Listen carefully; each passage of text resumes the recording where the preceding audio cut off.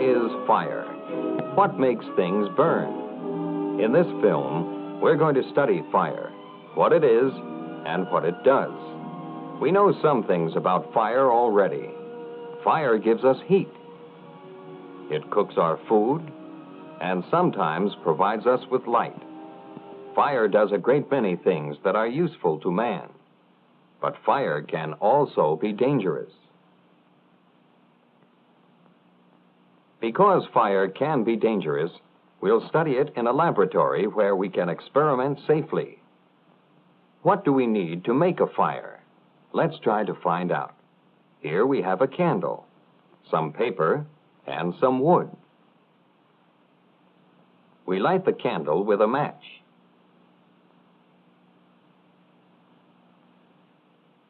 The paper burns easily.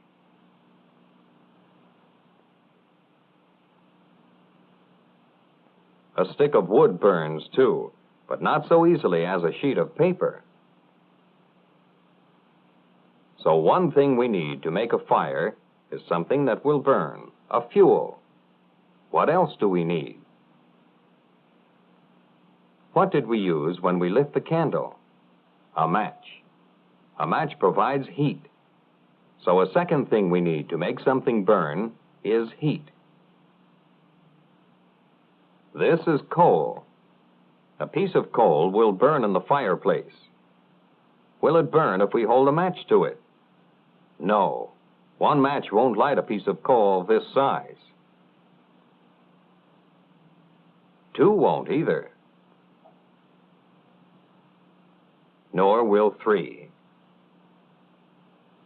The flame of this gas burner is much hotter. Soon the coal begins to glow. So it's not just heat we need to make things burn. We need enough heat. When enough heat is applied to a fuel, combustion takes place. The temperature needed to make something burn is called its kindling temperature. When a fuel reaches its kindling temperature, it begins to burn. When a fire is started, most fuels will continue to burn. This paper continues to burn when the match is taken away. Why is that? Combustion, the process of burning, produces heat. The heat from the small fire we started with a match warms the rest of the fuel to kindling temperature, so it begins to burn. A sheet of paper catches fire quickly. It has a low kindling temperature. Dry wood also has a fairly low kindling temperature. Green leaves and twigs have a higher kindling temperature. That means they need more heat to burn. With this glass rod, we can show that some chemicals have a very low kindling temperature. The heat from a warm glass rod is enough to start them burning. Some materials found in the home have very low kindling temperatures. Cleaning fluids and paint thinners can catch fire easily, so they should be handled with great care.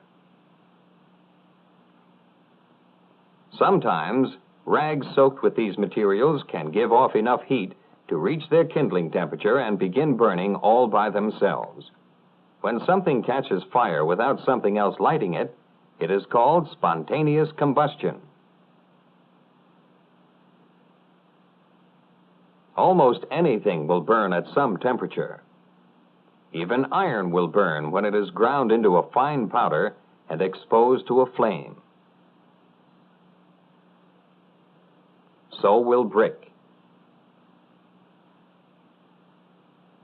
But what is needed to keep things burning? When we put a jar over the candle, we don't touch either the fuel or the heat. Still, the flame goes out. Can you guess why? The fire needs air? That's partly right. Fire does need something from the air to burn. But what? We'll experiment again.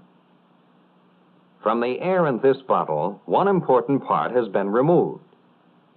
Watch what happens when we pour it over the flame. Now, in another bottle, we have that one part that was removed from the air, a gas called oxygen. When we put a bottle of oxygen over the candle, the flame burns more brightly as long as there is oxygen in the bottle. So, fire needs only that one part of the air we call oxygen in order to burn. We've learned that a fire needs three things to burn: fuel, enough heat, and oxygen. But what is fire? Is it a solid? No. We can move a wire through the flame of the candle. Then is it a gas? Maybe. The wire moves as easily through the flame as it does through air, which is a gas. Do you notice that the flame isn't the same all over? At the top it is yellow. At the bottom it is blue. Are the parts of a flame different in other ways? Look at the tip of this needle where the yellow and blue parts meet. You can see it glow. But does it glow now? No. The needle does not glow at the bottom part of the flame. That is because some parts of the flame are hotter than other parts. An experiment with a glass tube can help us learn why some parts of the flame are hotter.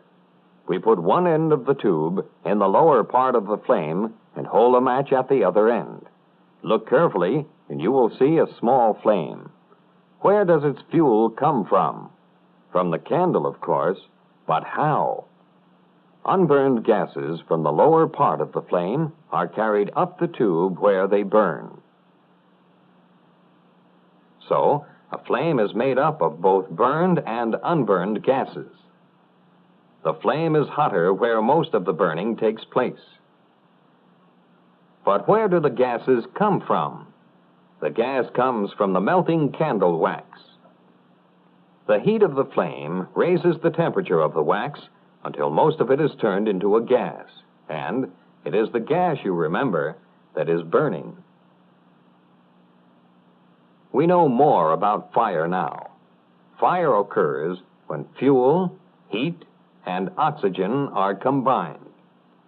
Will what we know help us put out a fire? Let's take away the fuel. When we separate the flame from the wax, there is nothing left to burn, and the fire goes out. So one way to put out a fire is to remove the fuel. Can you think of another way to put a candle out? Let's take away the oxygen. When the oxygen in this bottle is used up, the fire goes out. So another way to put out a fire is to keep away the oxygen. And now, let's pour water on it. Why did the fire go out?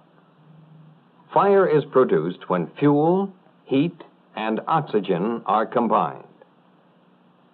If we take away one of the three things fire needs to burn, the fire will go out. Water helps put out a fire in two ways. Water is cooler than fire. It cools the burning material below its kindling temperature, below the point at which it will burn, and it keeps away the oxygen. Water will extinguish most fires. But water won't always work. Oil and gasoline will float on water and continue to burn. Foam from the fire extinguisher covers the flame until it shuts out enough oxygen to smother it.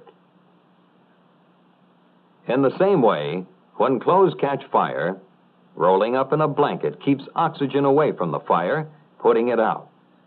Even rolling on the floor can smother the flame. But running is dangerous.